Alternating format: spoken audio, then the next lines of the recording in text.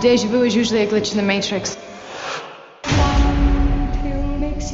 It happens when they change something. One pill makes you small. It happens when they change something. And It the mother happens when they change something. They change something. when she's 10 feet. It happens when they.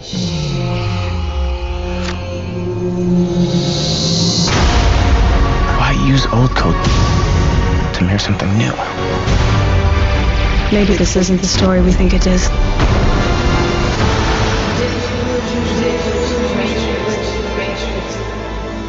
happens when they change something. They change something.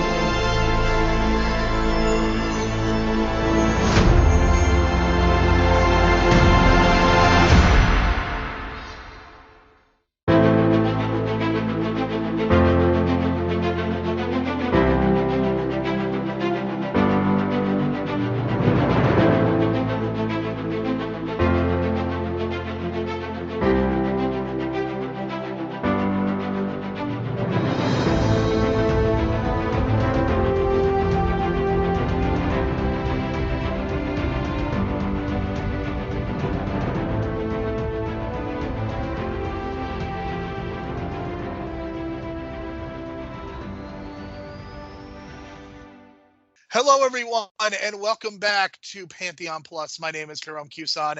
You can find me on Twitter at JeromeC1985.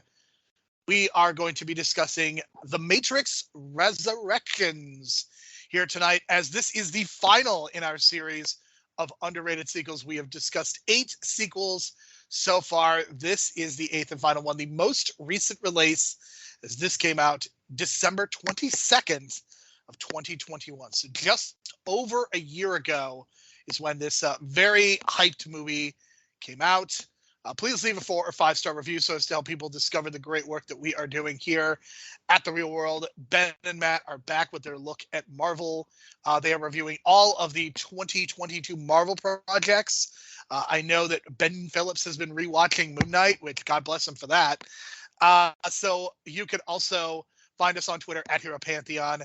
My co-host is Brian DeBrain, and Brian, all I could say is I'm glad that I chose a movie this time around that did not break you. But I will say that a few weeks ago, just after we record our episodes a little early, but we discussed the Terminator the same day as I watched the 2023 Royal Rumble, and I have to say that watching that show at times, I feel like I kind of got the experience of your watching the Terminator because I felt very broken and obsolete. Yeah, but I think what helped with the Terminator thing is that watching Matrix 4 afterward, it made Matrix 4 seem like a much better experience in comparison. So it maybe did help that way. Because now, like, the next couple movies I'm going to see are going to be like, wow, at least this was better than Terminator. So you can show me a shit movie right now and be like, hey, watch this movie. I hear it's bad. And then I'll watch it and be like, hey, at least it wasn't Terminator Dark Fate. So that's what's kind of going on in my head right now when it comes to movies. Because Matrix 4 came out, like, I'm watching it right after the Terminator Dark Fate experience. And I'm just like, you know what? This is not the negative experience that I thought it was going to be. It's just kind of just whatever. It's not great. It's not bad. It's somewhere in the middle. And that's kind of where the reviews are. And I watched some online reviews too about this movie. There is a discourse about it. It's very meta, but overall, I think the visuals are good. The music's good. Performances are good, except maybe a few people who we'll discuss with some heavy makeup on. But yeah, I think overall, it just feels like it's missing something towards the end. And I don't know if that's on purpose, but Jerome thinks it's purposeful. But I feel like there's a third act missing maybe, but that's just me, the way that kind of feels. And, I would have maybe just cut some characters altogether that we don't need, like Morpheus and stuff, but we can discuss that. But overall, if there's a Matrix 5, I'll watch it for sure. But we'll see what the demand is, because I think it was a mistake putting this on HBO Max. Yeah, I think that the biggest reason that this movie is, I would consider to be underrated, is the fact that it came out on HBO Max. And it also came out on HBO Max just less than a week after Spider-Man No Way Home. And let's face it, Spider-Man No Way Home was not just a big deal, but it overwhelmed the discourse. It overwhelmed the conversation to where no movie was going to be successful that came out in the immediate aftermath. It's the equivalent of if this movie came out like a few days after Avatar. Like, there's nothing that was ever going to top that in terms of box office and in terms of the oxygen that was being taken up. So I think this movie is not as much of a box office success for those reasons. I would be very curious to know. And the problem is that we don't know what the streaming numbers were. Like, we don't know how many people sat down and watched this on their HBO Max account. How did this contribute positively to subscriptions? Were people subscribing specifically because of The Matrix? I don't know. I think in a weird way, and I don't know what this says, but in a weird way, I think this movie not being a box office success is kind of a good thing for the franchise, because I would say that in a general way, a fourth Matrix movie is a bad idea. I think that this somehow is good. I don't know that a fifth Matrix movie would be good, though. I don't know. I think what they set up kind of is what I wanted. It's like if you were going to bring these two characters back, just, treat them with the high respect that everyone, remembers these two characters as. And they even gave Trinity more powers. So I was totally for that. And it seems like Trinity is the one that's going to be the savior now, which is totally fine. It's just the 60-year gap kind of threw me off a little bit, because if you look at the design of these newer Matrix characters that are living in Io or whatever, and they go into the Matrix, they're still got this like 1999 Matrix look to them, which I guess is kind of like this nostalgic thing, but I felt like with a 60-year gap, you could have evolved that look a little bit. But I feel like that's where it kind of hindered a little bit. I was like, why are we still doing this 99 look if we're 60 years into the future? But again, there was just kind of this nostalgia trip that they were kind of going for, this meta thing they were going for, so I get it. And then, recasting Morpheus, people were pissed off about it. I get why she did it, because in the theory that it's a programming of Morpheus in the Matrix that kind of became self-aware, and then, I guess machines can also escape the Matrix now, apparently, and do that. So a lot of changes to the lore, but I like the changes. Visually it was good, but I don't know. It feels like there's something missing in the third act, and it feels like the third act was supposed to be this bigger thing, but I don't know if they just ran out of time or it was just getting too long already, because the movie's 2.5 hours. But I definitely would have cut at least 30 minutes of that to add more to the story, because it felt like there was this big event coming or something to do with the war that just didn't happen. And it ended up being just Trinity's escaping, and that's going to be the finale. For sure. So I think that there are some very unique aspects to this movie. First and foremost, the fact that Lawrence Fishburne did not return. He made it clear that he was not going to be in the Matrix movie, and seems a little salty about it. I guess when he was asked, he replied that somebody would have to ask director Lana Wachowski, because he didn't have an answer for that. So yeah, a little bit of saltiness there. In terms of Lana Wachowski, so it is worth noting that part of what makes this movie so interesting is the fact that there is only one Wachowski that is directing this movie. It is not both Lana and Lily. Lily Wachowski kind of sitting out this one, and I guess the rumor is that she may not ever direct again, and that Lana wants to continue to pursue a directing career, which I certainly hope she gets to do, based on some of the work that I've seen from her. So, according to Lana Wachowski, the decision to bring back Neo and Trinity for the sequel was inspired by the loss of both of her parents, who died only 5 weeks apart, and a close friend. So kind of a long 20 years there of kind of working through and processing a lot of loss, it seems, not to mention transitioning as well. The writing process was her way of comforting herself in the face of death. She also defines Neo and Trinity as the two most important characters in her life. And given the success of the 3 Matrix movies, I think that makes a lot of sense. So Lily Wachowski was kind of on the other end and said that because of all the loss that she was dealing with, that is specifically why she did not want to return and be a director. Obviously, she is still credited as a creator and a producer on this. Who knows what level, if any, of involvement that she had? But Lana Wachowski is the only credited director. There are two other credited screenwriters who helped the Wachowskis direct and write the finale of Sense8, the Netflix series. So Lana Wachowski directed all of the action scenes herself, which is very unusual for blockbuster filmmaking these days, as a lot of action scenes are done via second unit. That was not the case this time. So some very interesting things about the Wachowskis, Brian. Yeah, and maybe that's why it feels incomplete, is because, Lana was alone and Lily didn't help. But I don't know. I mean, I don't know who like the main ideas came from in that directing duo when they made the original trilogy or whatnot, but it seems like they retained a lot of those lore and ideas from the originals, which is fine. That's what they needed for this movie. It just sucks that Lily doesn't want to direct anymore, but I get it. Everyone takes loss and death a different way, and plus the Hollywood system is not the greatest system in the world, so I get that.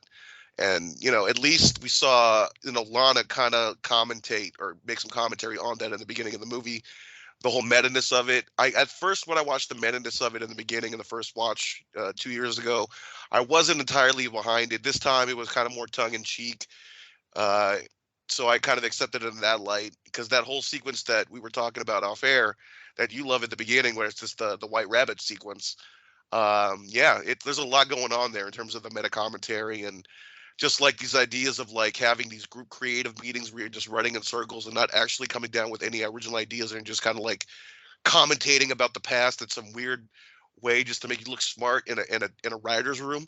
So yeah, I know what that feeling is. It reminded me of Planes, Trains, and Automobiles, when the guy's just staring at the picture and he's just like, we've been staring at this picture for 3 hours and we've done nothing. That's what it reminded me of. So yeah, I understand what she's going for, and I don't know, maybe one day she can Lily can come back, but Lana on her own, I can accept that. And the fact that she did all those sequences by herself was pretty impressive, because I really like the action sequences in this movie a lot. I would even say I think I like the action sequence in this more than 3, and I like 3 a lot for different reasons, more so than most, because a lot of people shit on 3, but yeah, I think this has some of the better action sequences, probably because of the colors too, because she kind of she picked more vivid colors this time, as opposed to the original trilogy where everything was kind of like metallic-y, like leathery, shiny, that kind of feeling to it. That early, like that. Everything is very green. Yeah, that's yeah. what you could say about it. Yeah, now everything's kind of like changed up a bit. Like if you look at the blue coloring in the original trilogy, it doesn't pop as much. But if you look at the blue in this one, especially when the glasses, and then the actual blue pill, like they pop out a lot. So I'm glad they worked on the colors a little bit on this one. And you got to see the sun more. Did you notice that they showed the sun a lot more? But it was in the Matrix, but it was a lot more brighter out, like a morning sunrise kind of thing. We never got that in the originals. Even when we saw the sun in the original trilogy, it was still kind of like poorly lit or downlit, because of that. The whole idea is there's no sun in their universe anymore. It's just blocked off by like clouds or whatever. So that was kind of refreshing to see, because I watched the Animatrix. I don't know if you watched the Animatrix cartoons as well, but it really emphasized this idea of the sun being this important thing that was kind of lost by humanity. So every time I see the sun in a Matrix movie, I kind of appreciate it more and see what the message they're going for. So that's why I liked kind of the ending that they gave us, even though it felt like it was still incomplete.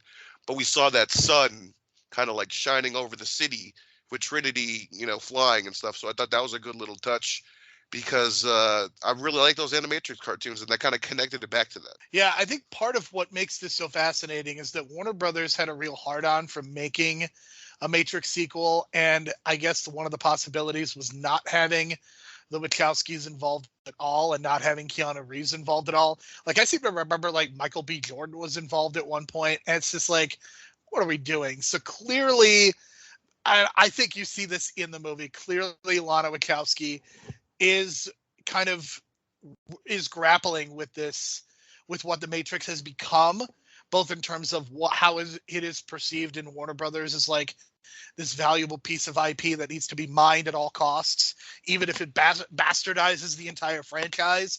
I mean, for God's sakes, the freaking Agent Smiths were in Space Jam, the sequel, and I think that there is a real lack of respect on Warner Brothers' part for some of their franchises. And I think you're really starting to see the damage that it's doing. So I think that this movie, in many ways, is a response to that. And I think that explains some of the meta elements, which is why I think there are certain people who have both legitimate and illegitimate criticisms. I think the other thing that we have to address is, like, I think the idea of the red pill and the blue pill has been bastardized by a lot of bad faith actors, the Elon Musks and the right wingers of the world. And Lana Wachowski has gone out of her way to tell these people to fuck off. And I think that is also important to note. And I think you see some of that as well. A lot of people see the Matrix in many different ways. And I think the interpretation of it as an allegory for transitioning as a trans person, I think that is becoming very popular. That has become a very popular theory, so to speak. And I think it's one that has a lot of legitimacy given the status of the two directors. But I think when you look at the Wachowskis in their totality, the Matrix franchise is very much an outlier. I think if you look at Bound is a fantastic movie, but it's so different, and the characters are so emotional, and there's a ton going on there. I think you see some of the visual similarities, but just from an emotional standpoint, it's so different. Whereas if you look at some of their recent work, and have you ever seen the 2008 movie Speed Racer? I love that movie to death. That movie is great. So when The Matrix Resurrections was coming out, one of the things I did is I watched a bunch of things from the Wachowskis that I had never seen before, Bound being one of the movies, as well as Speed Racer. And Speed Racer is great. Like, you should go watch that. And I think that movie, gives us a lot of insight into the Wachowskis and kind of their thinking and who they are as directors. I think you inspire me to review this movie for the channel, because God, I love that movie when it came out. And for that movie to be as wacky as it is and to have the emotional gut punch at the end, you know what I'm talking about, the reveal? Yes. Yeah, that was incredible. Incredible. For the wackiness that it was presented as because of Speed Racer, but still have the emotional impact. Great stuff. Highly recommend. There's also Cloud Atlas, which I am a fan of Cloud Atlas. I don't know about you, Brian. I think that movie is good. Yeah, just listen, Channing Tatum is kind of a turnoff for me. No. That's Jupiter Ascending, which is indefensible. Cloud Atlas. Oh, God. Okay. Well, forgive me. Cloud Atlas has Tom Hanks and Halle Berry. Yes, Tom Hanks did a Wachowski sister movie. Oh, that's the one where they keep, like, changing the story every 15 minutes. Kind of. I mean, it's definitely a challenge, but I really like that movie. And the idea of Tom Hanks being in a Wachowski sister movie is just pretty amazing. Just like this year in 2023, we're getting Tom Hanks in a Wes Anderson movie, and I'm really excited to see how that turns out as well. As long as he looks weird and has a smile, he'll fit right in. For sure. So the major new character that we get in this movie is Jessica Henwick, playing the character of Bugs, named after Bugs Bunny, a nod to another popular Warner Brothers character and reference to the White Rabbit Neo had to follow in the first Matrix movie. It's funny that we're doing all these rabbit references, Brian, in the year of the rabbit for the Lunar New Year. Yeah, it's funny how we planned that, huh? Follow the White Rabbit sequence, and then the tattoo. And, you know, it's January still as of this recording. Happy New Year. Yeah, I guess we do need to review Harvey, is clearly what I'm getting from this. I've not seen that, but I've seen some very mixed reviews about it. Very mixed. And it's weird because it's about mental health. And I don't know. I think it's one of those movies that have aged. I thought it aged well, but then if you look at mental health now, it might not have been. So I guess Hugo Weaving at one point was going to be in this movie, and then he had to pull out because of conflicts with other projects. I'll say this. I don't know if Hugo Weaving could have pulled this version of Agent Smith off. I think Jonathan Groff is a huge positive addition. And I'm not saying that Hugo Weaving would have been bad, but I think that having a new version of Smith and Jonathan Groff playing him and referring to him as Tom instead of Mr. Anderson, I like those little touches. Yeah, it threw me off. Because they don't actually say it at first. They reveal it, halfway through, 2/3 in? Right, he literally is giving the monologue as they are cutting to Agent Smith in the interrogation room. They couldn't make it more obvious. Yeah, and then there's another monologue scene, too, that kind of bothered me, but again, it's just making me think of Incredibles, but yeah, I like the casting. It's just it kind of threw me off a bit, and then what will you talk about at the end? I don't know what happened at the end, to be honest. I don't know if Agent Smith is the one that sent all those zombie Matrix people. I don't know. I don't know if that was Agent Smith or the new architect, but yeah, it was just kind of confusing. But because I still don't know Agent Smith's intentions for this movie. Like, I don't know why he was even the boss. Did he just want to keep Neo in check? I don't know. It was weird. I think that's the idea. And I think the Matrix, I think when you boil it down, it is a lot of bullshit. Like, I don't know if we were to sit here, I don't know that I could do the same thing for the Matrix sequels either. I think you just have to kind of go along for the ride. I think the difference between this movie and the second and the third movie is, I think the emotional climax, there is an emotional climax between Trinity and Neo that works, and that's why I think the movie works. I think if you are concerned about lore and stuff like that, I think you're in for a rough ride. But I think the emotional truth is what makes the movie work.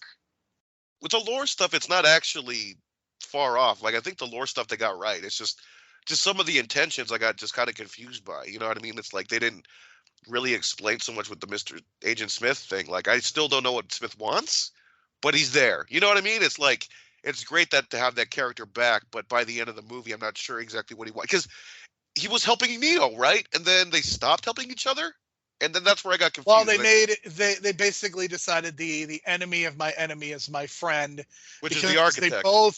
They both did not like the analyst. Neil Patrick Harris is playing the analyst who is coming. Oh, he's not the architect. Okay, well, yeah, because I guess in the original run they called him the architect and they upgraded the system and now he's the analyst. But not Sean Connery is not in this movie. You mean Colonel Sanders? So yeah, Brian, any other thoughts before we get into the plot? No, I think everything is about right. Like, going into this, I was very positive, like, because like I said, I'm one of the few people, I guess, that really likes Matrix 3 as well. But if I had to do the rankings, it would probably just be in the order of release, 1, 2, 3, 4.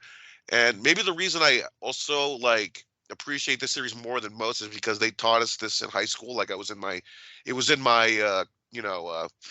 magnet programming. I was English history, and history, like that kind of portion, and they taught us this for like social, issues and stuff like that, and they use this as like this allegory and metaphor for enlightening your mind and that kind of thing. My teachers were very hippie-ish in LA, so yeah, that's why the series sticks out for me a lot, just because they actually taught us the first one, and I had to write a paper on the first one. So yeah, I have a lot of connections to this franchise, and whether or not we get a fifth one or not, I don't know, but I appreciate the fact that we got a fourth one. I think they should have released it in February of 2022, but something about who's the current president of Warner Brothers at the time that was fired?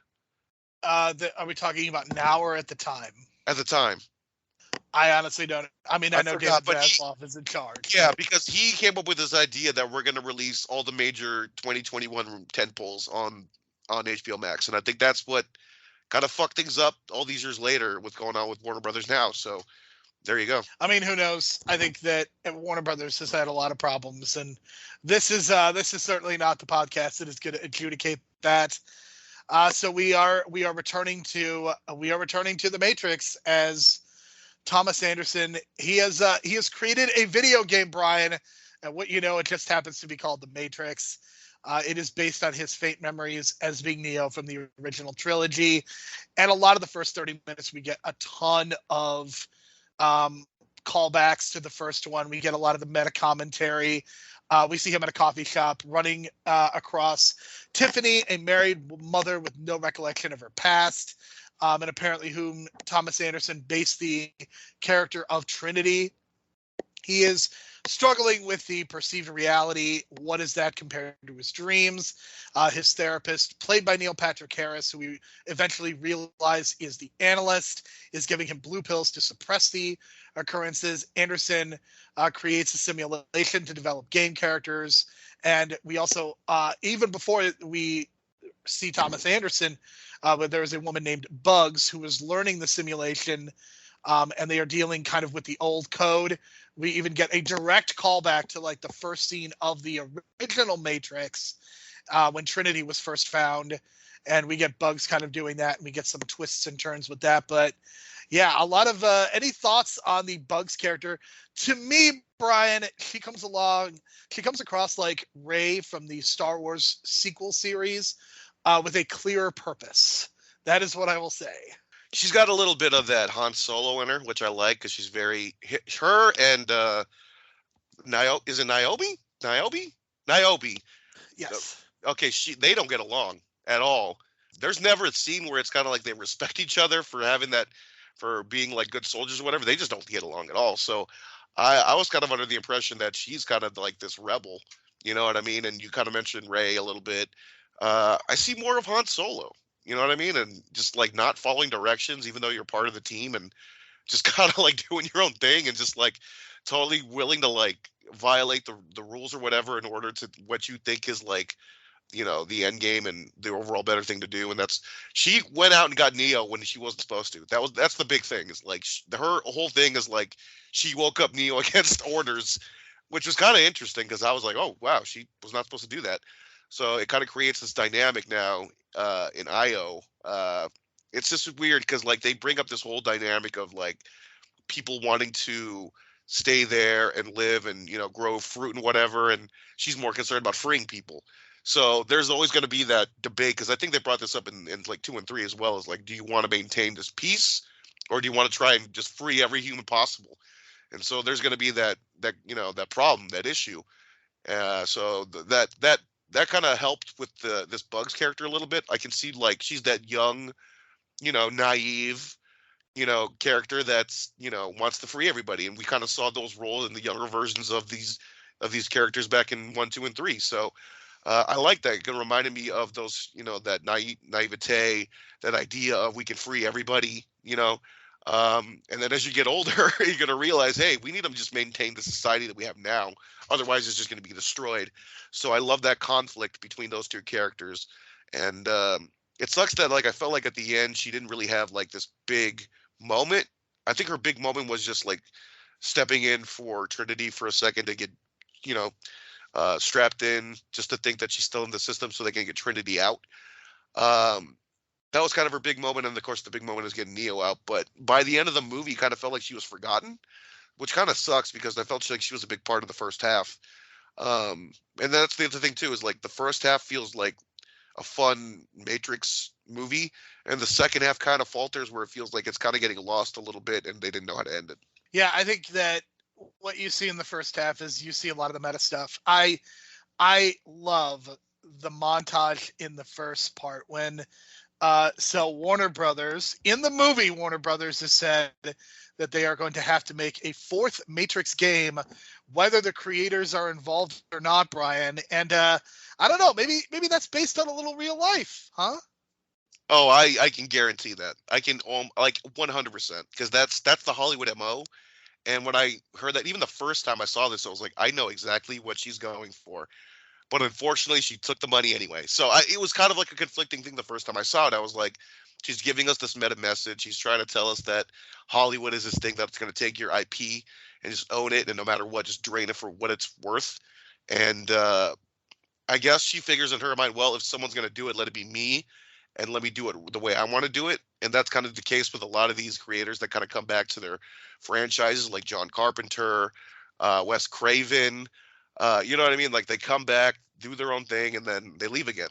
I don't know what's going to happen again for the 5th movie, if there is one, but if this was like her message and final stamp on the franchise, like, I get what she was trying to say, because she was probably frustrated at the time.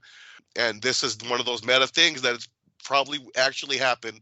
And I bet the studio head was watching this and be like, oh, I see what you did there. You kind of made me the bad guy. But then again, by then it was too late because you had to release the movie. I love the sequence when Thomas Anderson is sitting around with these other game creators and they are pontificating on the Matrix and the meaning of the Matrix. And again, this very meta element and just the look on Keanu Reeves' face. I mean, I know that people give shit to Keanu Reeves for not being a great actor. Like everybody loves Keanu Reeves now because of who he is as seeming to be a genuinely good guy. But this might be one of my favorite Keanu Reeves performances because he is so annoyed and you feel that frustration. And I don't know if this is Lana really presenting her point of view on this and if that's coming across in his performance, but Keanu is very, very good in this movie. And I don't even necessarily know if he's the best performance, but especially in that montage sequence, tremendous. Yeah, you mentioned it off air, and it's one of those things that does stick out because it's this. I think it's the dialogue. What really gets me is the pointless dialogue of the creative team where they're just running in circles and not actually coming up with a new plot for the new game. It's just oh, I see what's going on here. It's this creative meeting that I've been in some creative meetings back in the day, believe me, in college, and we had to come up with some projects or whatever. And it just comes out sometimes we're just kind of just bullshitting around because you just don't want to come up with a good idea that you don't want to get either it's a judgment thing or you don't want to be seen as an idiot in front of everybody else. But yeah, that's what kind of got me. It's just we're going to just blow smoke up your ass and come up with these bullshit philosophical ideas that go nowhere, and we're just going to blow smoke up your ass. And I got to credit the character Jude, played by Andrew Lewis Caldwell. He's at the beginning of the movie. He is Bruce Pritchard. He is exactly like Bruce Pritchard. If you understand that reference, wrestling fans, good for you, because Bruce Pritchard is the ultimate kiss-ass no matter what, and he'll just come up with some bullshit reason to think if it's a bad idea as positive, despite us telling you and everyone, the fans, telling you this was shit. Yeah, that's Bruce Pritchard, and he's gonna blow smoke up Vince's ass no matter what to keep a job and be like, yeah, Vince, that was a great idea with the way you treated Trish Stratus like a dog and made her bark or whatever. That was great, Vince. So yeah, that's exactly what this Jude character is. And you say that, but I want to know who Jude is actually based off of, because I have a feeling that Lana Wachowski had someone specific in mind, and she will never say who it is, but I guarantee you there is a Jude in Lana Wachowski's life that saw this and was either mortified or probably just didn't get it. I would vote didn't get it, because the way I've seen Bruce Pritchard on interviews, he seems to think that nothing is wrong. You know what I mean? Like he's just having it. That's what it is, well, bro. And you get this in Hollywood too. I mean, I know you're bringing up the wrestling example. I think I get what you're saying, but to make this more of a Hollywood thing, this is the type of person who, if they are in an executive meeting, then they are going to kiss ass and they're going to say that every idea is good. Oh, you want to put all the movies on HBO Max? Yeah, that's a great idea.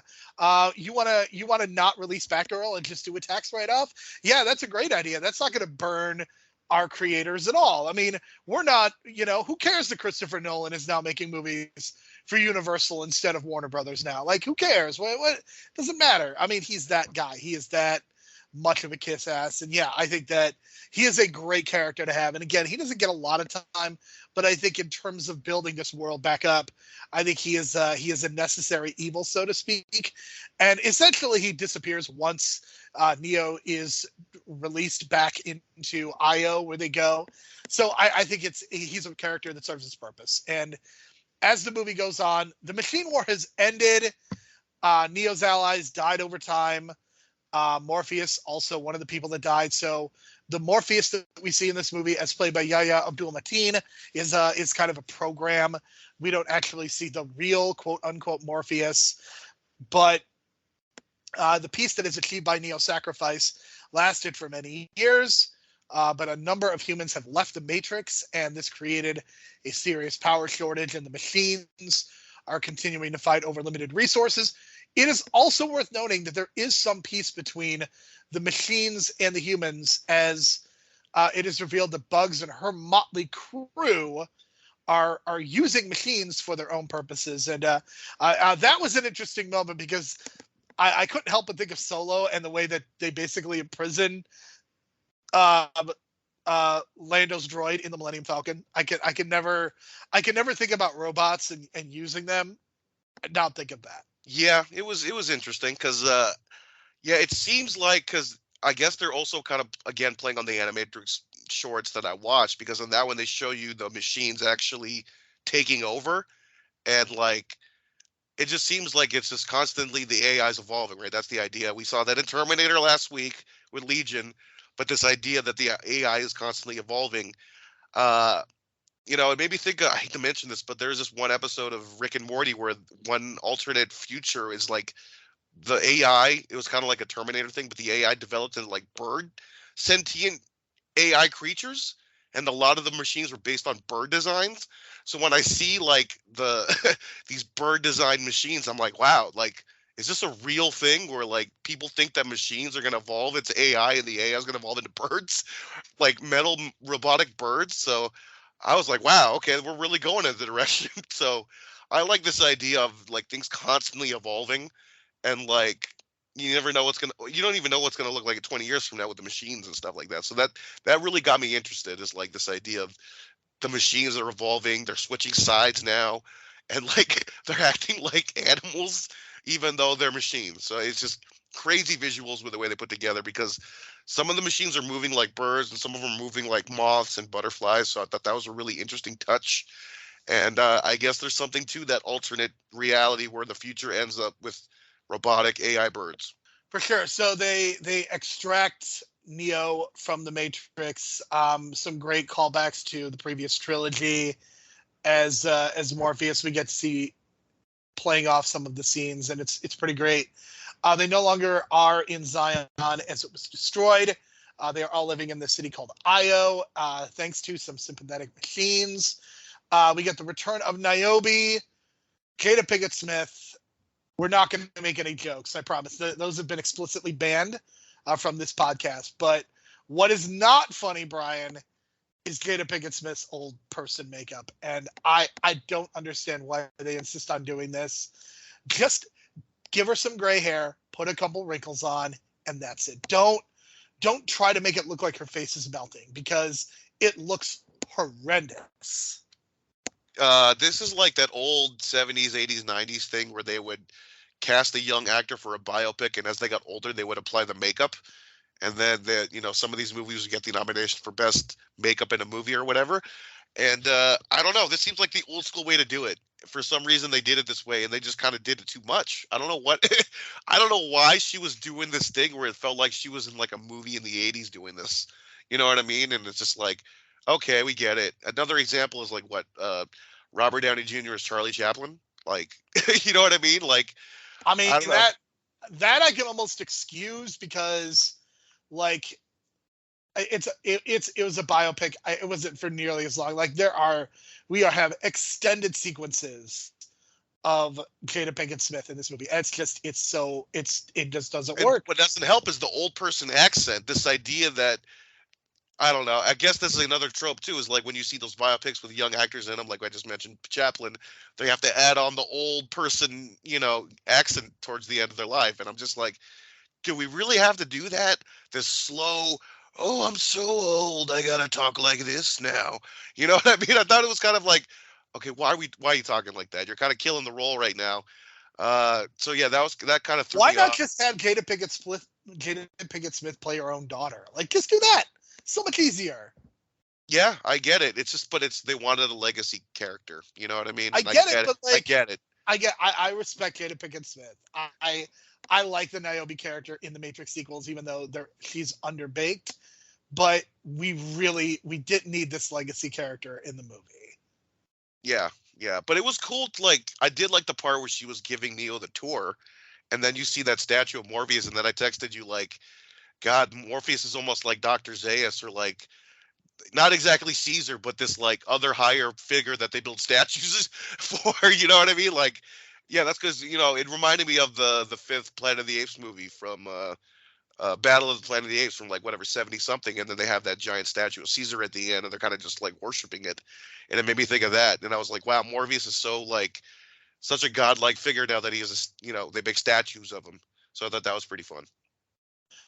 So the decision is made against the orders of Niobe that they are going to go back into the Matrix to free Trinity once and for all.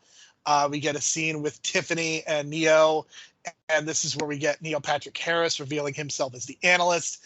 And we get a very long monologue as he tries to kind of put everything together and justify like why this is happening and what kind of is going on. And again, I could kind of take or leave this. The point of this is that there is now this huge conflict and the stakes are being raised to whether Neo is going to be able to save Trinity or not. And we get a pretty cool action scene. We get some characters from the previous trilogy coming back. So I think it works out well. I think Neil Patrick Harris is really good. I mean, I think he is so much better than the lines he's given and even the character. I mean, I can't tell you how much respect I have for Neil Patrick Harris. Like I did not know. Like I've seen him in How I Met Your Mother. I've seen him in Doogie Howser, but like this was him on a whole nother level of just playing the villain. And I know that you're going to criticize the monologuing, but a great Neil Patrick Harris performance. Listen, I'm just going to say this right now. Ever since I saw the first Harold and Kumar, I always knew from that point on, like, Neil Patrick Harris is one of the most underused actors because he can play a heavy. And I know that's an old school term for bad guy, but listen, man, he was the bad guy in this, and he did a great job. Me not liking that monologue, that's a whole different thing. That's script structure and this idea that when we're monologuing like a James Bond movie or whatever, that kind of threw me off. But he did a good job with it. So there you go. And listen, if you watch those Harold and Kumar cameos, like you can tell like there's something there. Like that there's something he can tap into for being a bad guy because he was kind of creepy in those movies. And there was some underlying like issues that version of Neil Patrick Harris was going through with the cocaine and the hookers and all that shit. But there was like a darkness to it that I think that he can tap into because I still from that first Harold and Kumar movie, the way he says like fur burgers and shit like that, like it was like creepy. And I've always thought since that movie that he could be a good bad guy, just given the chance. Like, even in like a James Bond movie, I can see him as like one of those asshole bad guys, and he kind of does it here. So I'm glad I got to see him in that kind of role because I never watched How I Met Your Mother. Like I watched some Doogie Howser, but yeah. I've even seen him in person with his kids back in the day at not Trader Joe's. When I was working at Whole Foods, I bagged his groceries before. So it's kind of cool seeing him like be like a regular dude because he is kind of a regular dude. Like if you see him in public, he's just a regular dude with his kids and his husband. So, it was cool to see him in this role. Like I feel like he should have more villain roles, but doesn't get the chance to do it. And I think this was his moment. So basically, the analyst is trying to extract the powers from the one, and he has had to convince his superiors to resurrect both of them in order to do so. And this is where we get to kind of the importance of it's not just Neo is the one, it is also the Trinity is an important part of the power structure as well. And again, that is what the monologue is about and kind of rebuilding this version of the Matrix. And I do have to say that I really appreciate the third act sequence, but I think the moment that I am surprised that more people haven't talked about how great it is the moment when Carrie-Anne Moss says, "I am Trinity and you better take your hand off me." I wish I had been in a theater for that because I feel like that would have led to that was a huge applause line that I feel like we all missed out on. Oh, I thought you were going to say, "Stop calling me Tiffany. I fucking hate that name." That was a good moment. That is also a good one, but I feel like her saying her actual name, like that's the money moment. That is, it is not the equivalent of Captain America getting Thor's hammer, but it's a really good one. That was pretty much her awakening at that point in the movie. She kind of rediscovers her powers and becomes the Trinity we all know and love again. And actually, we find out that she gets more powers because she's the one that has, I guess, the one powers now because it seems like Neo can still block bullets, which is fine, but I guess he can't fly anymore, and Trinity ended up becoming the one that can fly now, so she's even more OP than him. Again, OP, that term I brought up last week. But, yeah, it was cool to see that. The thing is, though, it just felt like the action stuff was well shot, and credit to Lana for being the one behind the camera on that. And I love that it was kind of like a sunrise in the background, which is kind of rare which worked for the ending because I mentioned before, like the sun rising is kind of an important thing in the Matrix universe. It just felt like something was missing in this third act. I don't know what it was, because it felt like this idea that we're going to get Trinity out is something you would do in the second act, like two-thirds into the movie. That's kind of like your second act thing, and then you set up the big third act to whatever big finale. But it felt like they didn't come up with a big finale, and the big finale was just Trinity finding her powers again. So I don't know if that I was would argue it's more of an emotional climax than an action-packed climax. And I will make the argument that I think that was a purposeful decision by Lana Wachowski. I think that, and again, I don't know this for a fact. The way it comes across to me is that she is trying to create this emotional truth, whereas I think the first three movies got so up their own ass in a lot of ways that I think they just faltered under the weight of just all this lore and all this story, and it just felt like it was too much. And even this movie, I think, does present it in such a way where it does get a little bit confusing, but I think this movie has so much more heart than the first three, and I think that's why this movie works so well. And that's not to say that the first three Matrix movies are bad. I think there's a ton of innovation, there's a ton of pop culture connective tissue. You see the influence of the Matrix in so many movies. I remember when we talked about Blade 2 and just the outfits and the way that that movie is so clearly visually connected back to the Matrix, and the fact that Keanu Reeves got kind of a second and third chance. And you look at what it's done for Lawrence Fishburne and Carrie-Anne Moss and how it's changed their careers, and even the Wachowskis. I think that clearly this is a movie that, you know, Lana Wachowski is working through some shit, but I think what it came back to is that at the heart of this movie, at the end of the day, what matters the most is the relationship between Trinity and Neo. And I think that got lost in the shuffle a little bit. Like, I remember Matrix Revolutions, like, we basically go like 45 minutes to an hour without seeing these two characters. And it's just, I remember being in the theater and thinking that was ridiculous. And I think getting back to that, I think that's why this movie works.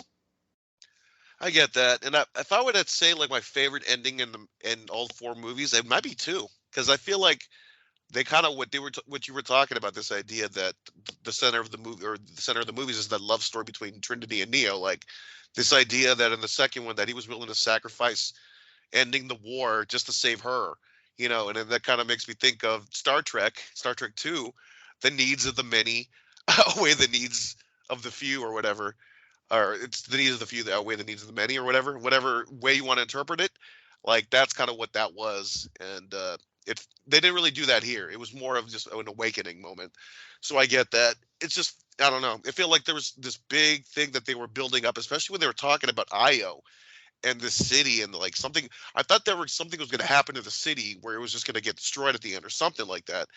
But I don't know. It was just kind of these breadcrumbs to nothing. You know what I mean? It felt like they were maybe a potential sequel down the line, like I said in Matrix 5, but it felt like there was something big that was going to go down that didn't happen. So I don't know. It felt like there was something missing, and then by the time you get to this point, it's 2.5 hours. So it's like, okay, so they couldn't do this big finale that you were thinking they were going to do because of the breadcrumbs they were planning or whatever. But you know, I would cut the Morpheus stuff out. Is it really necessary to the story? Can't we just have him as like this guy that was in the past and just honor his name?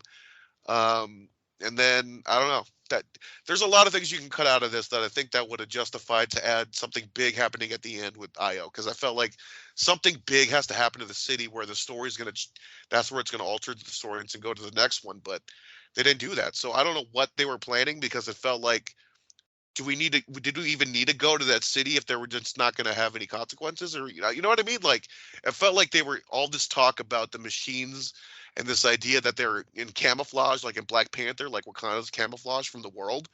Like, it felt like they were cluing you in for something that was not going to, you know, that didn't pay off. So that's kind of where I'm at with it in terms of the story. Yeah, I don't know. I mean, I just feel like Lana Wachowski made a purposeful decision to not do some of those things. And I don't know if she's trying to antagonize the audience, but I think in a lot of ways, this is her reclaiming the Matrix for herself. And I think that's admirable in a way. I don't know if it's totally, it clearly wasn't financially successful, But I think if Lana Wachowski was coming into this and she wanted to do a Matrix movie that was hers and not like a bastardization, I think I clearly have a lot of admiration for that. And I think it's reflected in a lot of the strengths of the movie. I think the performances across the board are really strong. And even if you're not necessarily a fan of Morpheus as a character, I think Yahya Abdul-Mateen does a tremendous job. And it's just really unfortunate though, because I remember you and I, we were first really talked about him in Aquaman when he was Mantis. And this guy is a tremendous actor, but if you look at the roles that he's played, he has been Mantis in Aquaman. He has played Mr. Manhattan in Watchmen. He is in The Matrix as Morpheus, and he is going to be in a Marvel franchise very soon. He has also been the Candyman. So it's just really unfortunate that for these guys to kind of make their bones and to really have some status in Hollywood, that they just kind of have to go from franchise to franchise. And again, that is not a reflection of him as a performer. That is not a reflection of the quality of this movie. It's just unfortunate that this is kind of how it has to be done now. Yeah, and I think we talked about this too when we watched Watchmen, but I think when we gave him did we give him 5 or 10 years before he wins an Oscar or something like that? I know I did that with Batista, but I feel like we gave him a timeline to win an Oscar too, based on his work in Watchmen, but I still give it 5 years. I say 5 years and he's going to win an Oscar. But I don't know if it's going to be a franchise thing or if he steps out and does more independent stuff, but he's definitely got the acting chops for sure, and he can transform himself, and I think that's one of those rare qualities that kind of a lot of actors don't have, is the ability to transform themselves into a different personality. That's what kind of that old school method acting, and I think he gets that more than a lot of people. I think he's better than Jonathan Majors. That's just my opinion, just based on his. I mean, I think you're out of your goddamn mind. I mean, you're just crazy for that. Jonathan Majors is. I mean, I like Yahya Abdul-Mateen, and I don't want this to be a direct comparison because I think they've kind of done some different stuff. But I mean, Marvel had so much confidence in Jonathan Majors that they literally gave him the last 30 minutes to monologue, and we had never seen him before. And then he is there as not quite Kang. And he literally is just monologuing for 30 minutes. I mean, that's some confidence right there. And yeah, that's kind of where I'm at. So we'll see how that, because I like Yahya a lot, and it just depends what role can he get that would win him that Oscar, because I feel like he can do some incredible transformative things that a lot of actors can't do. So that's based on just Watchmen. That's just Watchmen, how it affected me, my opinion on him. So. But again, with the Morpheus thing, I just don't think he was necessary. Because again, they brought him back, but he's an AI. He doesn't really have an arc. That's the thing. He's he doesn't have an arc because he's an AI program. He's just there as support and a guy that can come in and then do some cool AI stuff and kind of fool the machines or whatever. But that's kind of it. That's kind of where I'm at on that. I mean, the strengths are the good performances all around. For me, the story is good in the first half, and the second half gets kind of lost for me. So that's kind of where I'm at on the story. And I wasn't really a big fan of the meta stuff at first on the first watch, but then I got more of a chuckle out of it the second time around. And I don't know if that's the Terminator Dark Fate of it all, where it's just, in comparison, it's just this seems a lot better than Terminator Dark Fate in comparison kind of thing going on. But yeah, that was going through my head at the time. And because some of that stuff, the meta stuff, originally when I watched it, just was not clicking with me. I was like, you're saying all this stuff, but you took the money. So it's I don't know.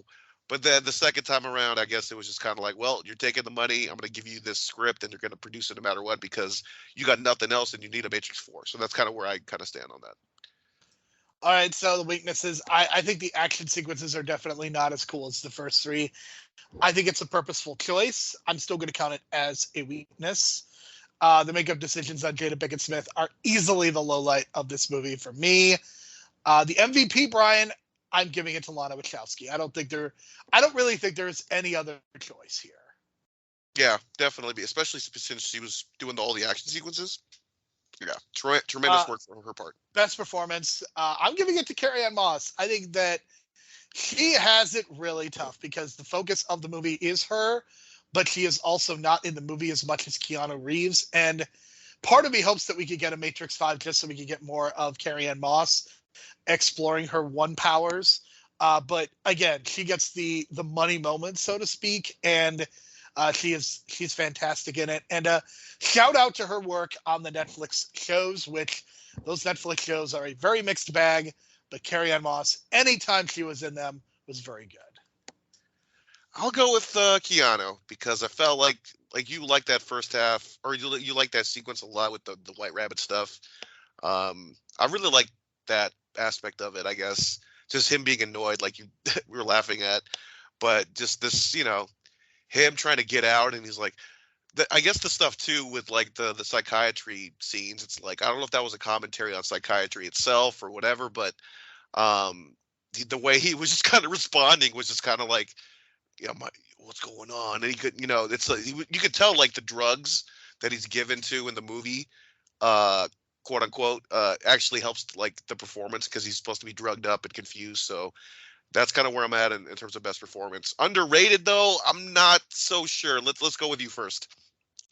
I mean, yes, this is my favorite of the 4 Matrix movies. I would give this a 9 out of 10.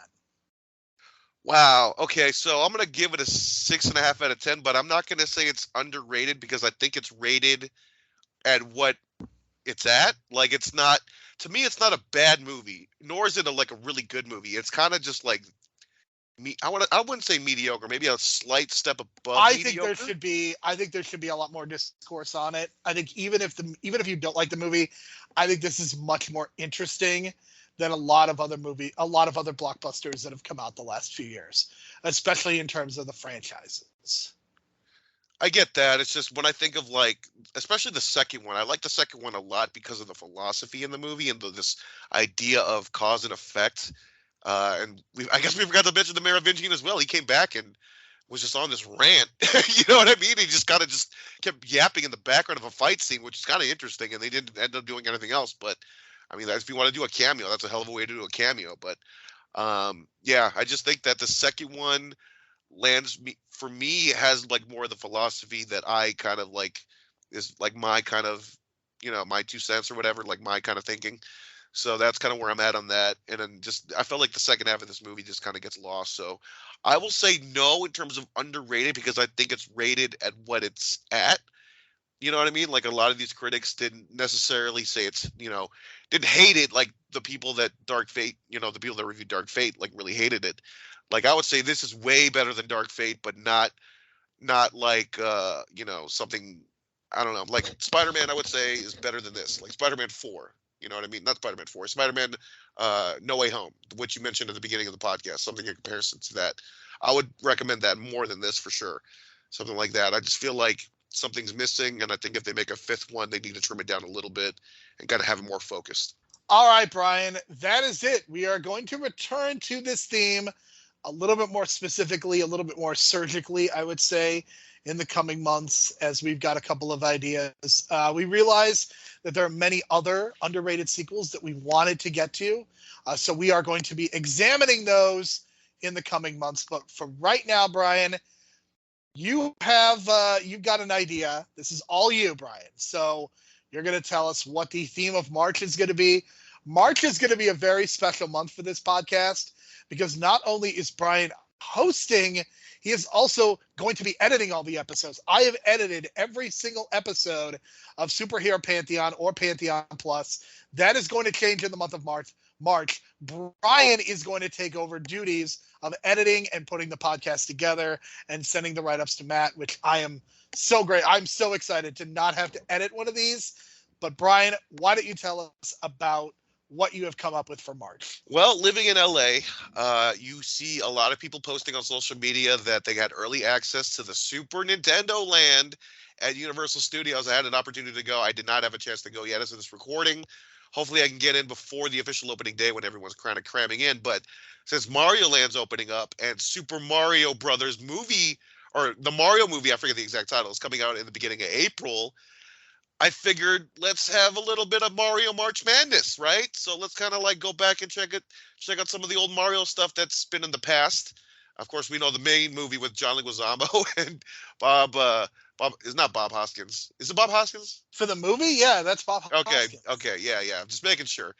We're gonna go back in time and take a look at some of the old Mario stuff in the media or whatever. The first week is gonna be interesting because we're gonna watch an anime that was only released in Japan that's based off the original NES game from 1985, and it's an hour-long anime special that was never released in the U.S.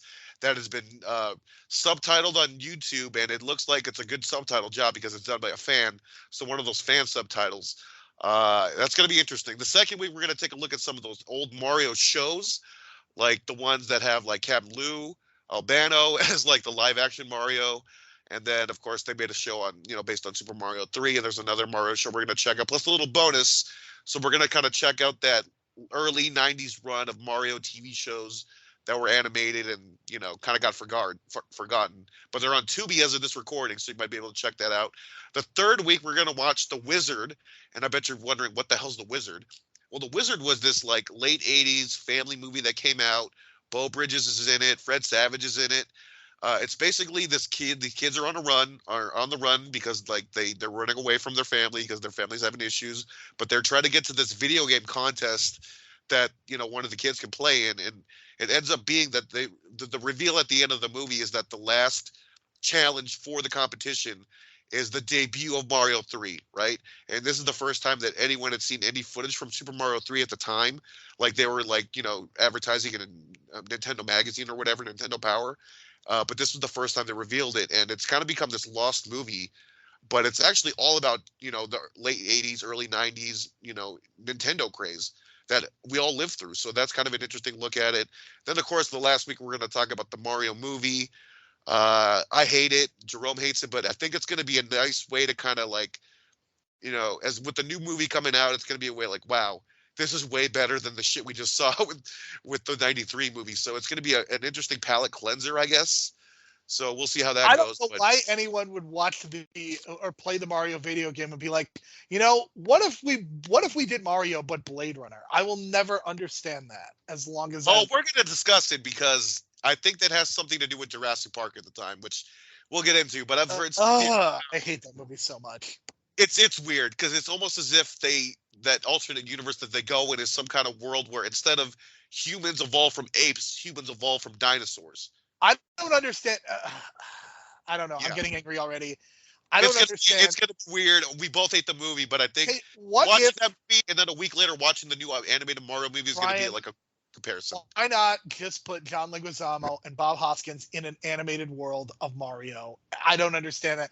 Like, you have Bob Hoskins from Who Framed Roger Rabbit, an all-time great performance. I know. We'll discuss it. We'll discuss the vodka drinking on set and all that kind of thing, and mixing up the princesses, which I didn't even realize as a kid, but they mixed up the princesses. So it's going to be interesting. It's going to be Mario March Madness.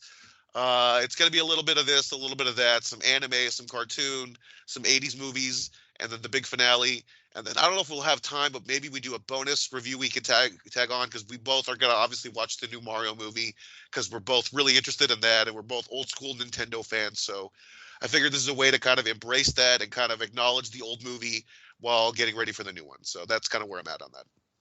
Yeah, we basically have we've got the next 3 months planned out, and March is indeed going to be Mario March Madness. And again, this is all Brian, so we'll see how it goes. But for this week, for Brian, my name is Jerome. Thank you so much for listening. We will talk to you again next week. Hey, at least this movie had Aunt Rachel, for crying out loud. That was a cool surprise.